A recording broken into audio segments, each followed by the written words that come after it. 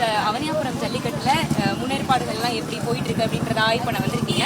இந்த வருஷம் என்ன மாதிரியான ஏற்பாடுகள்லாம் செய்யப்பட்டிருக்கு, எப்படி சார்? இந்த வருஷம் அட்வான்ஸா எல்லாமே பண்ணிட்டு இருக்காங்க.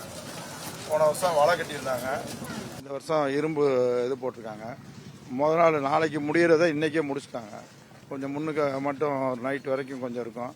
அதனால எல்லா ஏற்பாடும் அட்வான்ஸா ரொம்ப நல்லாவே முடிச்சிருக்கு மேடம்.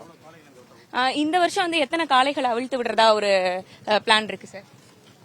அது கலெக்டர்ல சொல்லுவோம், 1000 to 1100 பண்ற மாதிரி பண்ணுவாங்கன்னு நினைக்கிறேன்.